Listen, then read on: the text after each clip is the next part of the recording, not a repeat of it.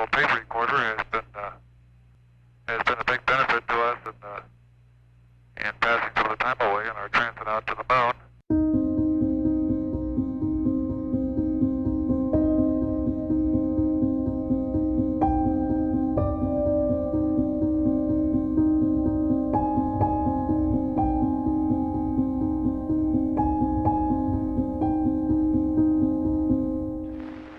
The crew of Apollo 13, wishing everybody there a nice evening, and we're just about ready to close out our inspection of Aquarius and get back for a pleasant evening at Odyssey. Good night.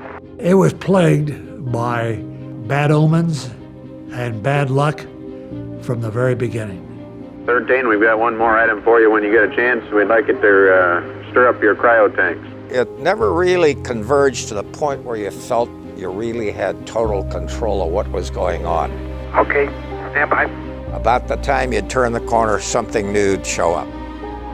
Okay, Houston, we've had a problem here. By the time we came on duty, we were well aware that we had a big problem on our hands. Can say again, please. It was life-threatening. Houston, we've had a problem. It was not about landing on the moon in the right place. It was about survival. Main beam most vulnerable. Roger, main beam undervolt. Stand by, 13, we're looking at it.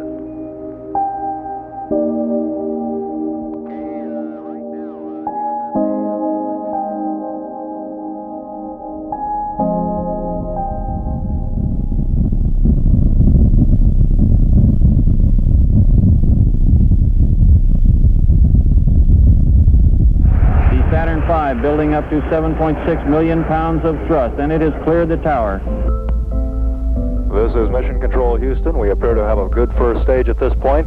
Here we go. Okay, fat up. We're go flight. Looks good here. Guys, that's good flight. Okay, Econ, GNC. Looks good flight. Looks good flight. Okay, Sergeant. Looks fine. The crew was Jim Lovell was the commander. Jack Schweigert was the command module pilot. Jim I had worked with as a backup crew on Apollo 8. When he flew Apollo 8, I was the backup lunar module pilot on that mission. And then we worked obviously as a backup crew for Apollo 11. I backed up Buzz Aldrin on that mission. Jack Schweigert, because of a measles threat, replaced Ken Mattingly 2.5 days before launch. So that was something that never happened before or since, I don't think, on a mission. Flight Dynamics Officer says the trajectory looks good. We show a 1/2 mile in altitude at this time.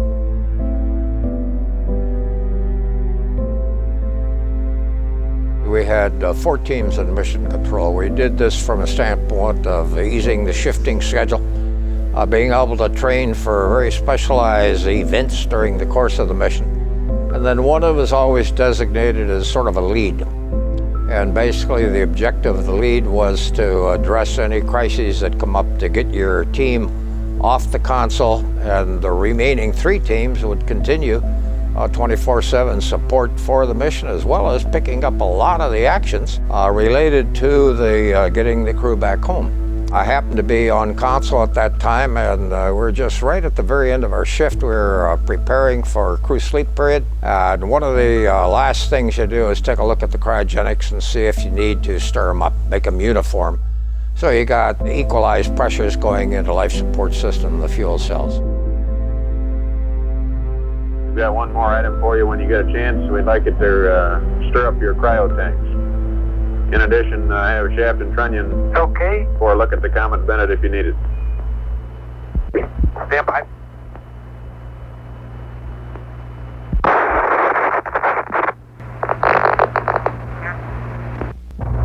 Hey, Houston, we've had a problem here. Can say again, please. Houston, we've had a problem. Glenn was coming on with his team at that time, reading the log, preparing for handover. By the time we got to handover, we knew full well that we had to take care of this thing in terms of an emergency. We were handling something that we knew was out of control. And in this case, every team that came on was dealing with a major set of problems. I assume you've called in your backup econs? Flight, say again? Have you called in your backup beacons now? See if we can get some more brain power in this We thing? got one here. Roger. We had this loud bang, which kind of reverberated with a little echo, because the vehicles we're in were metal vehicles, and it was kind of like you're in a big barrel and they hit on the side with a sledgehammer kind of sound. In the tunnel area, some of the metal was actually crinkling, kind of like you take a Coke can and squeeze it, a little crinkling. So the two vehicles were moving, not together, but a little asymmetric, I think, in roll, and that was causing that stress in the tunnel area. I went down into the command module and saw that we had lost 2 of our 3 fuel cells, that they develop oxygen. I then looked out the window and saw escaping at a high rate of speed a gaseous oxygen, and it turned out that oxygen that I was examining was from the second tank, because the explosion occurred on the damaged tank, but that also ruptured the second tank. The first tank just blew the entire side of the spacecraft off. Here is a bulletin from ABC News. The Apollo 13 spacecraft has had a serious power supply malfunction that could cause the lunar landing mission to be terminated early. At the moment, the astronauts are continuing to try to isolate their trouble. A late report says the spacecraft now is operating on battery power alone. All unnecessary equipment is being turned off. Oh, within a couple of minutes when I got to my position, from looking at the instrument panel, 2 meters had the needles on oxygen tank 2 in the bottom, and they were fed by different sensors, which are unlikely to fail at the same time. So I knew we lost tank 2.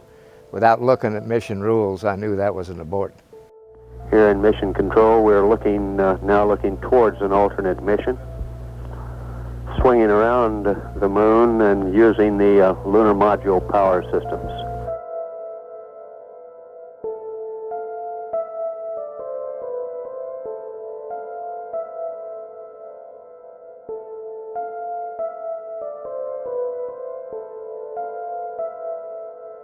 Although we spent lots and lots of time thinking through all the mission rules, when it really happens, like in this case, we didn't have to open any books to tell us what we had to deal with. Tell them you from Flight.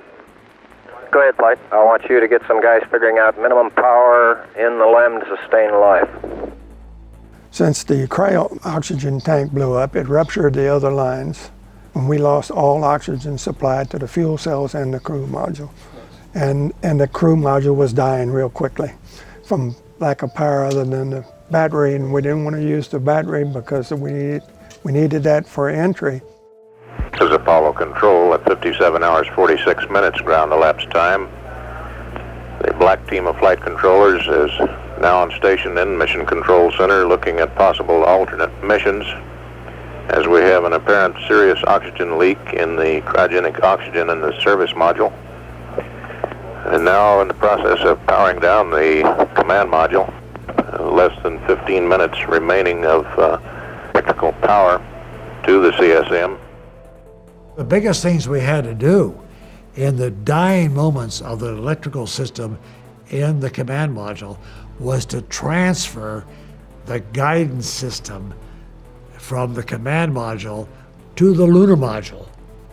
And we only had about 15 minutes to do that, because if we didn't get the guidance system in the lunar module, that meant that we'd have to start all over again to try to get the lunar module guidance system up to speed. The scheme of going across to the lunar module, still connected with the open tunnel, the lunar module would serve as a sort of lifeboat for the crew of Apollo 13. And then we started turning on all things, the control systems. We were starting to talk out from the lunar module. And in fact, we were in the lunar module before the ground realized it, and suddenly realized that, oh, they're over there. And then, of course, what they had to say is, we're going to have to get you off the course you're in now to get you back on the free return course. And this meant that we were no longer on a path that would allow us to be swung around the moon and come back towards the landing spot on the Earth. The controllability of the spacecraft was okay as long as we had our indicators up, because we had practiced that, as I had said. But suddenly, to save power, we shut that down for a while, and we had to control it by only looking at our computer display. And I had never tried that before. I really don't know who had, and it's a very difficult task. And we spent a lot of our first part of our emergency or survival time just learning how to control the spacecraft in this mode.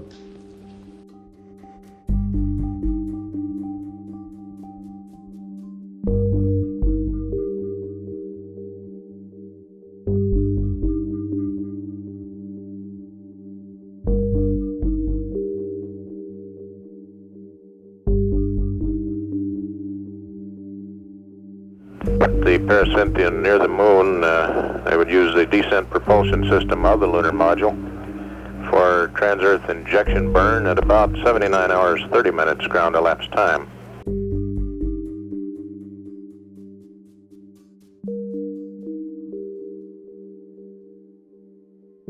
This would produce a day early entry at about 142 hours. That is a day earlier than a nominal free return entry. We're continuing to monitor the situation and still live on air ground.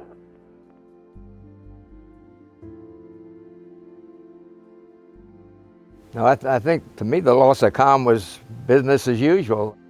Every mission, as you went around the backside of the moon, you had LOS and then AOS, and I didn't have any reason to figure we wouldn't be back in the communication when we came out the other side.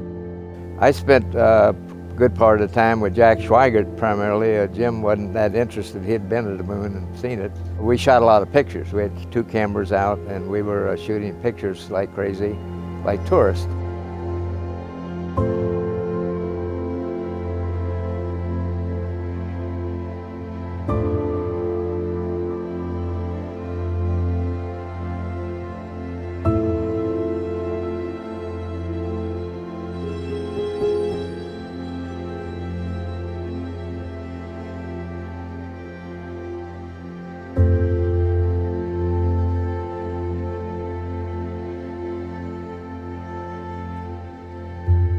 We are about 70 hours from home, and we think we have the situation in control. We've projected the consumables as I've described, and we have a plan for carrying out the rest of the mission, but there is going to be no relaxation at all as far as that goes from now until splash.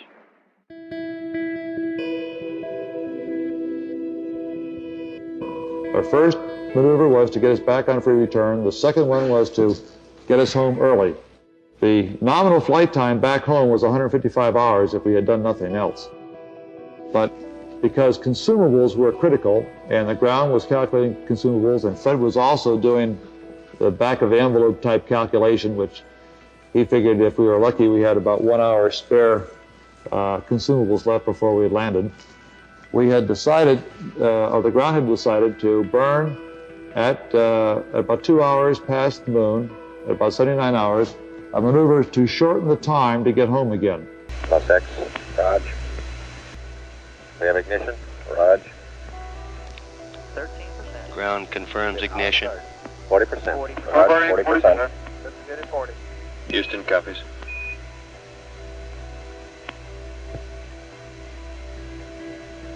Stable control. Looks good now, fine. Raj.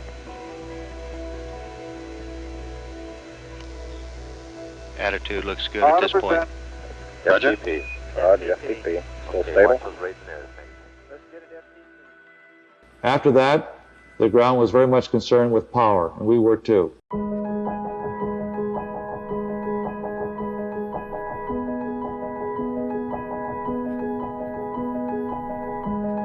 Command module just slowly kept going down in temperature until I think just prior to reentry, it was down to about 38 degrees.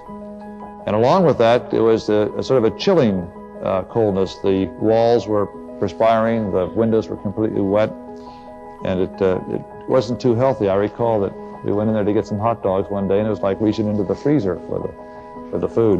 One of the potable water lines was frozen the morning of entry on the last day. That's how cold it was in there, without active thermal control. Of course, as the temperature went down, we became concerned about keeping warm. And Fred and I broke out our lunar boots, which we had stowed away in the lunar module, and Jack looked at his wet feet a couple times. But he had an extra set of underwear, so he put that on. We actually had a third little sleep restraint, which Fred then put on and buttoned up and kept a little bit warm. The command module was very wet. The water separators weren't working, either in the LEM or the command module, and there was water everywhere. In the LEM, there's no inner walls, so you could see water on all the connectors, wire bundles, plumbing, every turn, a glob of water. And the command module, we actually had to get towels out to wipe off the instrument panel to see the instruments.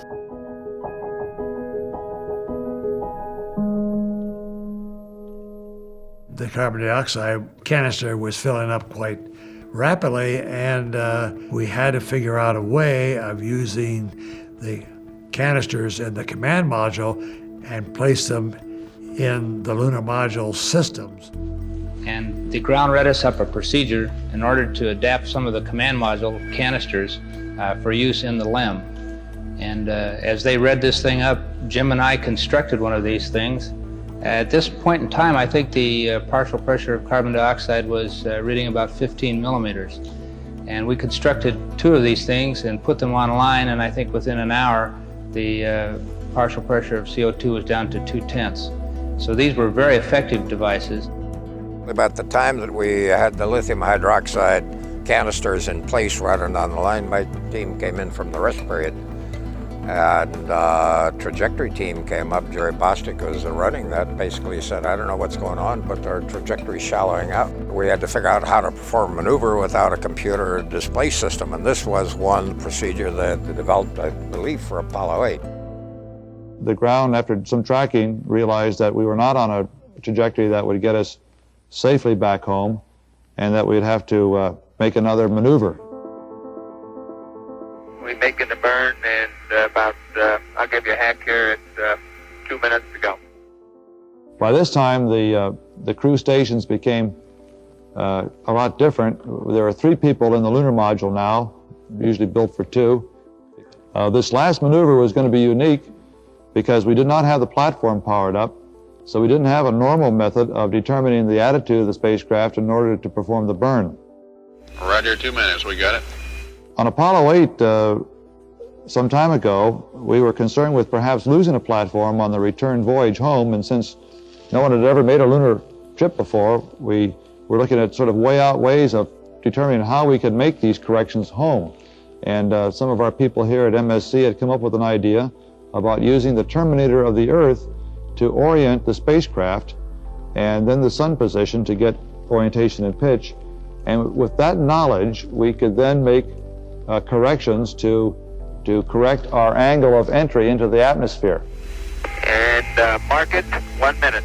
And as you know, I think that the angle of entry into the atmosphere is a very small angle, only about 2 degrees, and so it has to be controlled very closely, and that's what the main tracking is for.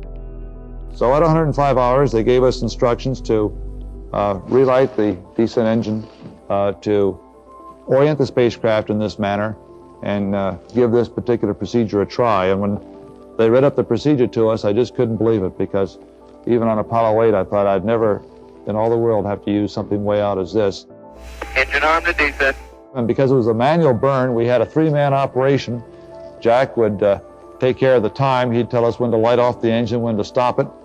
Fred handled the pitch maneuver, I handled the roll maneuver, and I pushed the buttons to start and stop the engines. Ignition. Thrust looks good.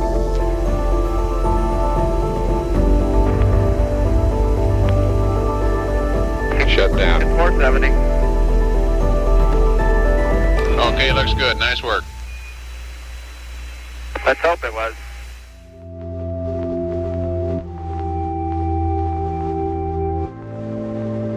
Everything got stacked up to the end. We had a dead mothership.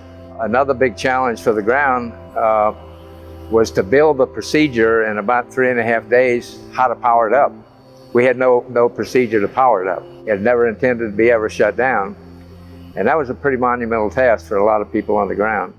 We've run these simulators both here and at the Cape, and at the contractors that continuously, ever since last night, we've tried to simulate virtually everything that we've had the crew to do that is non-normal that they've done. And we've proven most everything that we've been able to run on the simulator prior to passing it up to them. Now, there may be some details we haven't done, but at least we've checked the feasibility of everything we've done, and we'll continue to do that.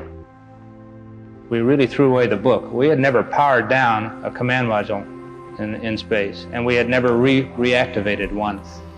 And Jack wisely said, well, the first thing was to push in all the circuit breakers. We had panels on each side. And he said, let's punch in, we'll time it, we'll punch in 6 and stop and see if we smell burning wire, which you can tell when wire's burning. And then we'll step ahead and do the next 6. So we went through the initial activation that way, knowing things were wet. Now, we were, I think, saved in a second-hand way by the Apollo 1 fire, because they rewired totally both vehicles, so everything was virtually waterproof. Normally when you come home, you have only the command and service module. So the only thing we have to get rid of is this service module just prior to entry of the atmosphere. Coming home now, though, we had a dead service module. We had a command module that had no power to it. We had a lunar module that was a wonderful vehicle to travel home with, but didn't have a heat shield, unfortunately, and shortly we'd have to abandon her. And Jim and Fred were in the LEM and using the translation controller to give us some velocity, and when Jim yelled fire, I jettisoned the service module. And it went off amidst a lot of debris, which is usual, and Jim began to pitch around to try and photograph it. We copied that report from Jim Lovell of service module separation at 138 hours, 2 minutes, 8 seconds. I finally caught sight of the service module as it tumbled around in view. And it was, to me, sort of an amazing sight. And there's one whole side of that thing missing. Is that right? I didn't realize that this whole panel by the high gain antenna was blown clean off right along the area where the panel normally swings open. I could see the interior. I couldn't see exactly what was damaged. I could see material hanging out from the interior. Right by the high gain antenna, the whole panel is blown out, almost from the base to the engine. Copy that. It's really a mess. So now we have the command module and the lunar module together, which is an unusual combination. We've never flown this before. Then a little later, with an offset angle, we blew off the LEM, basically. We had to pressurize the tunnel and blow it off to get the separation kick of the LEM. And again, that was done very late. We couldn't jettison that until we knew for sure that the command module was in the proper place, the proper time, the proper angle. If we came in less, we'd skip out like skipping a stone on water. If we came too high, we'd burn up just like a meteor in the atmosphere. We're up now on 3 minutes until time of drogue deployment. Standing by for any reports of acquisition. Got a report that a Raya 4 aircraft has acquisition of signal.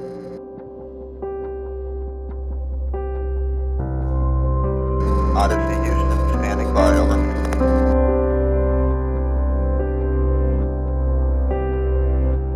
Okay, we read you, Jack. That was command module pilot Jack Schwager. We're looking at the weather on TV, and it looks just as advertised, real good. It's been 2 minutes now from time of drogue deployment.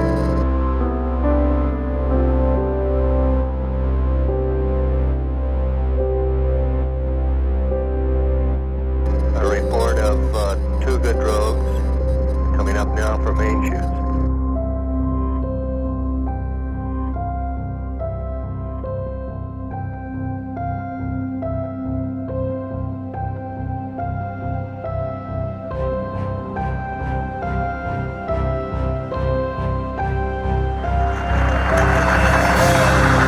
Odyssey, Houston, we show you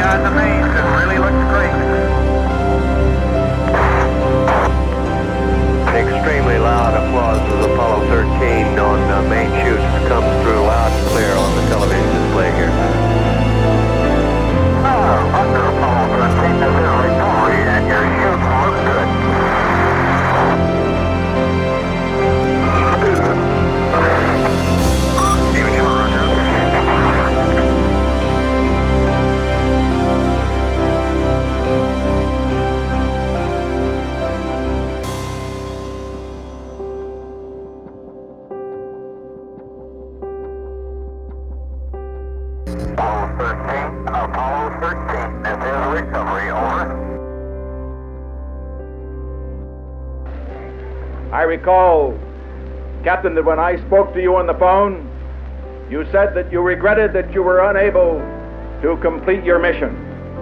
I hereby declare that this was a successful mission. From the start, the exploration of space has been hazardous adventure. The voyage of Apollo 13 dramatized its risks. The men of Apollo 13, by their poise and skill under the most intense kind of pressure, epitomized the character that accepts danger and surmounts it. Once we were into entry, which was incidentally done fully automated, it was pretty much the normal entry all the way down, and all 3 chutes came out. And kind of miraculously, since we had abused the vehicle, the mothership, by freezing it for 4 days, the water tanks were frozen when they recovered it on board the ship. So we exceeded specifications on all the avionics, certainly. It gave us the second most accurate splashdown of the program. So it was a question of getting this entire world geared and oriented to one single job, get the crew home. And boy, the teams worked out great. And it didn't need coaching. It just happened. And we all knew each other. We all were comfortable with who could do what and so on. So there you are. We pulled that off. Actually, I guess when the parachutes came out and they blossomed and we landed on the water and didn't sink, I think we were home safe. Well, of course, when we hit the water, we were very happy to be back home, and we commented on that fact. The recovery of 13 was almost textbook recovery. It was a calm day. The actual splashdown itself was very mild, and the Navy did a grand job.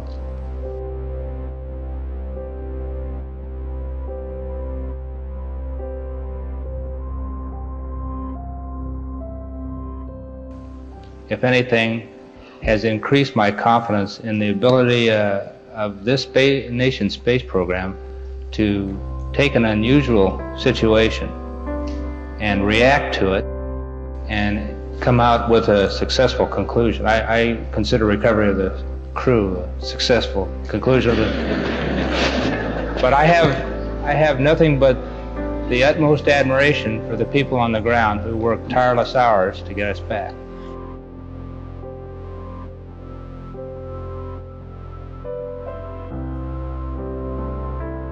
Sometime this year I'll have had 15 years with NASA, and I don't figure I'll retire for another 30 maybe.